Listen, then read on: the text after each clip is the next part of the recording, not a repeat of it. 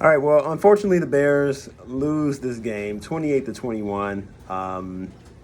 What can you say? It was a hard-fought game. I was really proud of how they. I'm saying proud like I'm their father, but no. I mean, it was a really good game. I mean, I can't even get mad. I can get mad about a few calls that were missed, but but I can't get mad at the ending result. It was a hard-fought win. And I mean, the Bears showed a lot of heart, I think, in that game. They showed a lot of flashes by Caleb Williams at times, especially throughout the game. As I have some notes here that I want to go through. I mean, the Bears could have won this game, right? They could have won, but what it came down to at the end of the game, unfortunately, I think they tried to run the ball a little too much at the end. I mean, they set it up really well. They passed their way down the field, got into position. However, I think they were really confident maybe in that running game where they just felt like that 3rd and 1 was attainable. And, unfortunately, Monungai got stopped in his tracks before he can even get that yard, which kind of made him have to go for 4th and 1. You knew they were going to try to sell out to stop the run, which they did. But unfortunately, when Caleb rolled out, there was a guy running right there with him. He wasn't able to run for the first down. So he had to kind of just toss it up to wherever receiver was in the end zone. And, I mean, I can't blame him for that. So it goes down as an interception, but at the same time, Packers just made a good play to end the game. So as I go through my notes here, first quarter, defense came out strong, right? They got that early interception.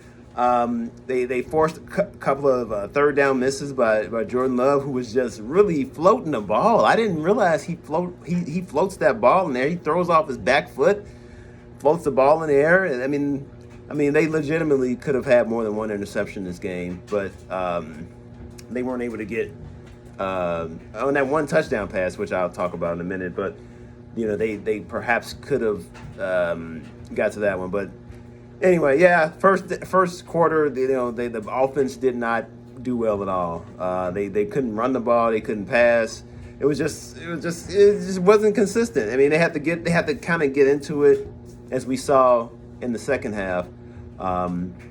They were out of rhythm. Surprisingly, couldn't run the ball that early. But because I think they said the Bears had like one of the top running games in the first half or something like that. But anyway, in the first quarter, 0-0, they were kind of fortunate to be in that position, considering that they just weren't able to do anything offensively. And then, the Packers kind of made some mistakes, so that caused it to be 0-0. Then the second quarter I have here, on the first touchdown, really weird thing, Jalen Johnson just froze on a blitz. The guys blitzed up top, and he just kind of froze. And then created a clear throwing lane for that Watson touchdown. I'm like, man, how did that happen? So it was really weird in that way. And then on the second touchdown, the Bo Melton one, Jalen Johnson failed to cover his man. So Brisker, it was a single high safety. So Brisker was like the only one back there. And, this Bo Melton guy, he came out and I guess he made a little slant. And Jordan Love floated the ball in there. That could have been intercepted. I mean, Brisker, considering how much ground he had to cover, actually got his hand near the ball. So, I don't know. That could have been a pass deflected. Maybe not an interception. He needed to be Superman to get that one. But, so that was their second touchdown. So that made it, I think 14-3 at the half, right? Yeah. So then third quarter, that's when they started to kind of wake up offensively. Caleb Williams had a really good pass where he kind of he escaped out of the pocket, and then he kind of just threw on the run to Komet, a big, I think it was like 15, 20-yard grab, really good sideline throw. Which he usually hadn't been doing that well. So that was a really good spot to actually get one in there. And then the touchdown to Zacchaeus. I thought it could have been intercepted, but good thing he fitted in that really small window and got it in there. And Zacchaeus came up with a big play. And hear reports that they're not going to re-sign him, and why should they? I mean, they're going to have Burden probably take over his spot. I mean, he can, if you want to bring him back at a minimum, maybe, if you feel he fits well with the team. I don't know, but then the Packers answered again. I have here, yeah. That was the slant play.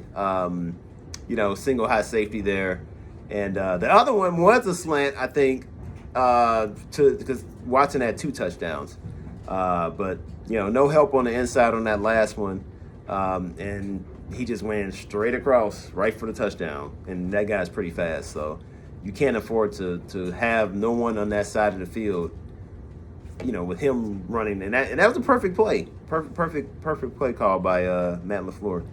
So that made it 21-11. Then of course the Bears score that field goal. I think on that one play where Caleb threw the ball, it was a screen. DJ Moore got hit before the ball arrived. People on Twitter are telling me that that was not a penalty. I don't know. I had to look at it again. I thought it was a penalty. I didn't think it was allowed for you to hit a guy before he even catches the ball, and I mean, it was pretty clear to me. Even Brady said that he thought it could have been it was interference, but I don't know. I had to look at it again, but I really didn't. I thought it should have been a call, but I don't know. There's another weird play the refs didn't call.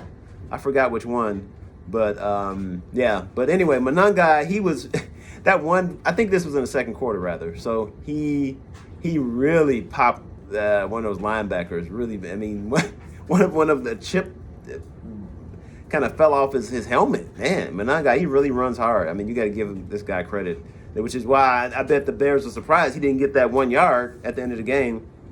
So, but anyway, it was good they kind of came back and then tied the game with that misdirection play to Colston Loveland. I love seeing that, getting the tight ends involved. It was funny. And here's another one. Now, this definitely should have been called a chop block because they reported, I forgot the guy's name, the guy, Benedict. So he reported in as eligible receiver. Of course, he's a lineman. He went in motion, and he got chop blocked and no call. I mean, it was clear as day. They didn't call it. So I don't know. I mean, the refs. I mean, I know they were in Green Bay, but some of these you cannot miss things like that, because then that could have added 15 yards, 10. I don't know, maybe 10 to 15 yards to the kick, which would have made sure that they would have been out. They would have got the ball to 20. And then, of course, Cairo Santos, it doesn't have a big leg, and then they get to run the ball. I don't even think it reached the end zone when they kicked the ball to him. I think it came up at the 3-yard line, and of course the Packers were able to get past the 20. So I don't know. I mean, of course that's not a big deal, but I don't know. But the Bears, obviously, Josh Jacobs got in for the go-ahead touchdown, he really made some good plays as well. So it's like sometimes you just gotta tip your cap, even though I don't want to Green Bay. Being a Bears fan, you're known. You have to know you don't like the Packers, and anytime you play them, you don't want them to win. So anyway, yeah. I mean, Caleb, at the end of the game, he did right. He made some good throws to Burden and Duvernay, especially that one pass to Duvernay where he caught the ball. You thought they might have a chance, but I think, like I said, that they just tried to run the ball a little too much at the end. I don't know. I mean, it could go either way. I can't blame him for that. Monungai had been really a guaranteed 1 yard, right? And then he just happened not to get it. So, and then the bootleg play to end the game. They couldn't, Caleb didn't have any room to run for a first down. So all he had to do is just, pass it, and then hopefully, Komet would come down with it. But unfortunately, it was a underthrown ball. So that was an interception. And the Bears lose 28-21. But I tell you what, a lot of positives coming out of this game. Caleb Williams definitely showed that he had a good game against a good defense, right? In a really bad, tough environment, right? What they call a hostile environment, right? Monungai ran with a lot of heart and force that we know him to be. Offense didn't quit. They came out in the second half. Team didn't quit either. So hopefully we'll be able to get. And Gordon didn't even play. Kyler Gordon didn't play because of a groin injury that he kind of re-aggravated. So hopefully we can get him back for the next game against the Cleveland Browns, who lost today, 31-29 to the hapless Tennessee Titans. So I tell you what, we got to win that game. I'm really surprised at Cleveland. They let up 31 points to Tennessee at home. That was I thought they had a better defense than that.